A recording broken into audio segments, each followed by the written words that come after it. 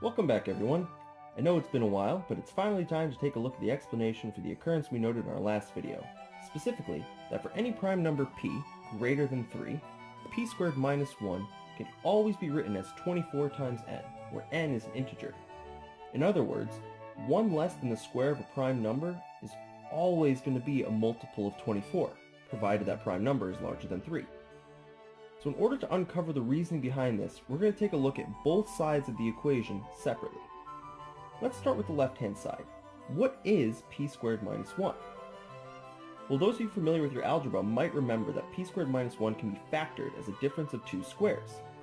P squared minus 1 can be rewritten as p minus 1 times p plus 1.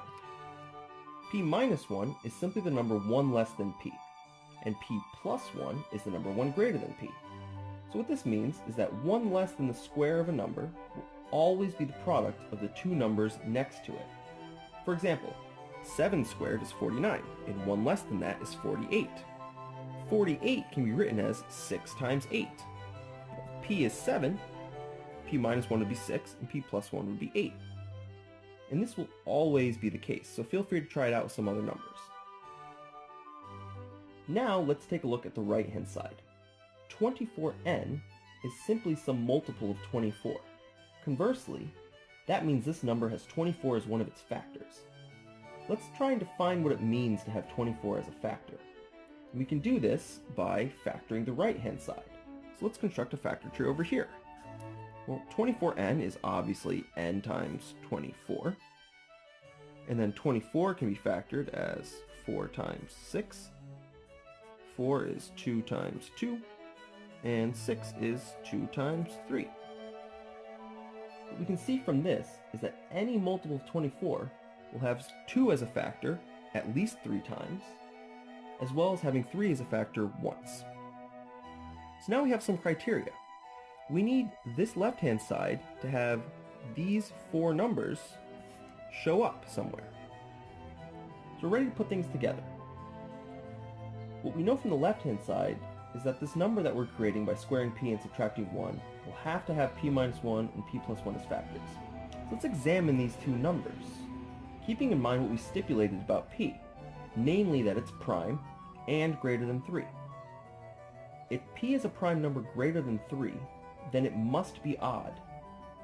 This means that p minus 1 and p plus 1 are both even, meaning they both have 2 as a factor.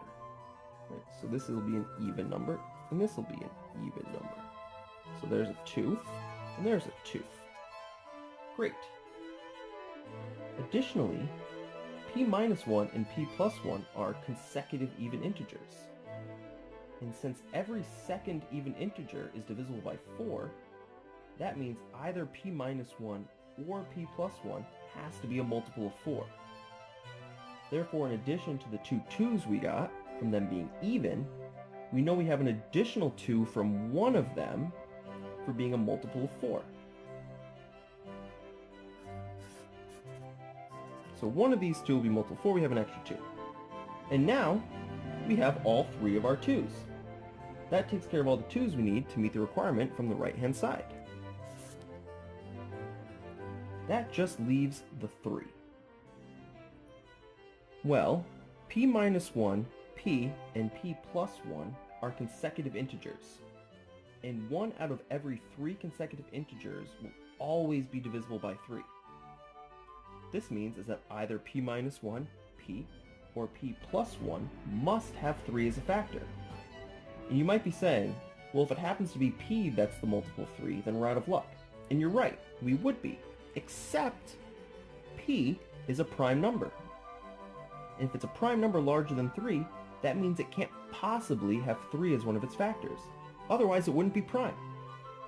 This means that only p minus 1 or p plus 1 can be our multiple of 3.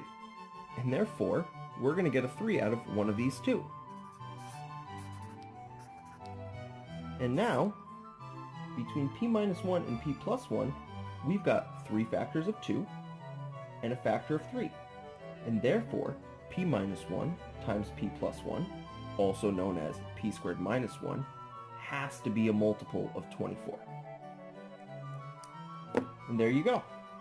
Let me know what you think in the comments, and I'd be super appreciative if you throw me a like, a follow, a subscription, whatever. Thanks again. See you next video.